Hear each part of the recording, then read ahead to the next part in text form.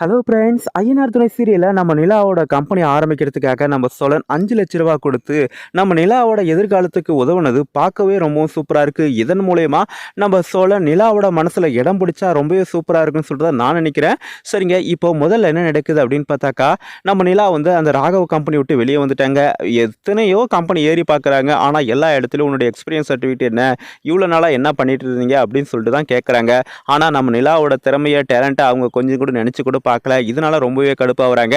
அப்போ தான் வந்து நம்ம நிலாவோட ஃப்ரெண்ட் இருக்காங்களா, அவங்க ஃபோன் பண்ணி இது மாதிரி நாங்கள்லாம் ஒன்றா சேர்ந்து ஒரு கம்பெனி ஆரம்பிக்கிறோம், அதுக்கு ஒரு 20 லட்ச ரூபா தேவைப்படுது, எல்லாரும் 5 லட்ச ரூபா கொடுக்க வேண்டியதாக இருக்குது அப்படின்னு சொல்லிட்டு அவங்க சொல்ல, இல்லை என்னால் அவ்வளோ காசு எங்கே நான் கொடுக்க முடியும் அப்படின்னு சொல்லிட்டு நம்ம நிலா வந்து தயங்கிட்டு நான் யோசிச்சு சொல்கிறேன் அப்படின்னு சொல்லிட்டு அங்கேருந்து கிளம்பி வந்துட்டாங்க.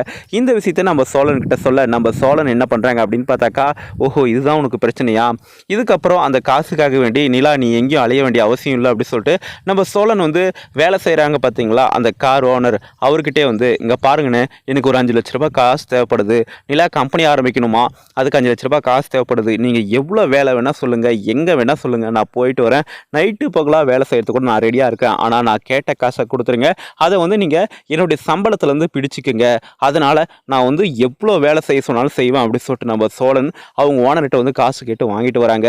என்னடா நீ கொஞ்சம் கூட வேலை செய்யவே மாட்டேன், அதாவது ஒரு நாள் சம்பளத்துக்கு மட்டும் வேலை செஞ்சுட்டு இதுக்கப்புறம் வந்து நான் எக்ஸ்ட்ரா வேலைலாம் செய்ய மாட்டேன்னு சொல்லுவேன், ஆனால் இப்போ என்னடானாக்கா நீ எவ்வளோ நேரம் வேணால் வேலை செய்கிறேன்னு சொல்கிற, இங்கே பாருடா சொல்ல அதெல்லாம் ஒன்றும் பிரச்சனை இல்லை, நீ நார்மலாக வேலை செய்கிற மாதிரி செய், உனக்கு தேவையான காசை நான் கொடுக்குறேன், நீ கொஞ்சம் கொஞ்சமாக எனக்கு திருப்பி கொடு அப்படின்னு சொல்லிட்டு அவங்க ஓனர் நம்ம சோழன்கிட்ட அந்த காசை கொடுக்க, நம்ம சோழனும் என்ன பண்ணுறாங்க அந்த காசை வாங்கிட்டு வந்து நம்ம நிலா கிட்ட கொடுக்குறாங்க.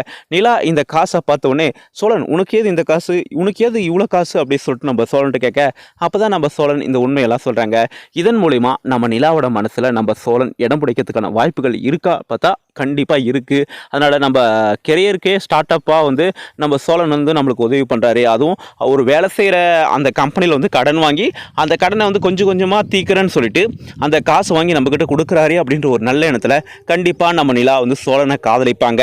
அந்த ராகவோட கம்பெனி விட்டு வந்தது ரொம்பவே சந்தோஷமாக இருந்தாலும் கூட இப்போ நம்ம நிலா ஒரு கம்பெனியோட ஓனராக போகிறாங்க அப்படின்னு நினைக்கும் போது ரொம்பவே சந்தோஷமாக இருக்குது சொல்லிட்டு தான் நான் நினைக்கிறேன்.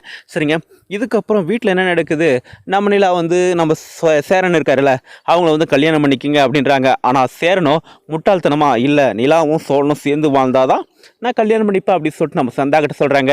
ஆனால் வீட்டில் இல்லை, சந்தாவுக்கு உங்கள் அப்பா அம்மாவோட சம்மதத்தோடு இந்த கல்யாணம் நடக்கிறதா சந்தாவுக்கு விருப்பமாக இருக்குது, அதனால் நான் சந்தாவோட விருப்பப்படி நான் கொஞ்சம் லேட்டாக கல்யாணம் பண்ணிக்கிறேன் அப்படின்றாங்க.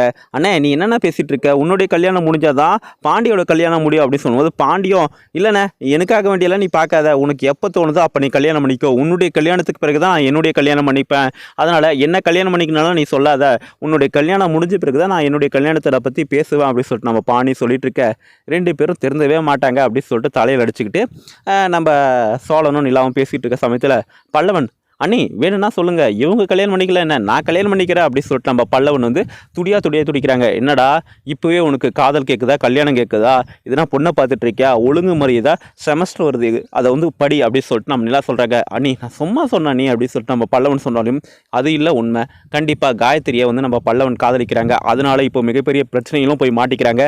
இந்த பிரச்சனையை வந்து யார் வந்து கிரியேட் பண்ணுறாங்க அப்படின்னு பார்த்தாக்கா கண்டிப்பாக அந்த ராகவா தான் இருக்கும். எனக்கா இந்த குடும்பம் நிம்மதியாகவே இருக்கக்கூடாது, அந்த பல்லவனை போதைப்பொருள் கடத்தின வழக்கில் தூக்கி உள்ளே போட்டுறாங்க, இதனால் ரொம்பவே மன உளைச்சலுக்கு ஆக போகிறாங்க. இந்த விஷயத்துலேருந்து நம்ம பல்லவனை யார் எப்படி காப்பாற்ற போகிறாங்கிறதா மிகப்பெரிய கேள்விக்குறியாக இருக்குது. சரிங்க, இதை பற்றி நீங்கள் என்ன நினைக்கிறீங்க சொல்லிட்டு உங்களுக்கு எதுன்னு கருத்தில் தான் கமெண்ட் பண்ணுங்கள். அதுக்கு முன்னாடி நம்ம சேனலுக்கு இப்போ தான் முதல் முறையாக வரீங்கன்னா சப்ஸ்கிரைப் பண்ணிக்கோங்க. தேங்க்ஸ் ஃபார் வாட்சிங். நன்றி, மீண்டும் நாளை சந்திப்போம்.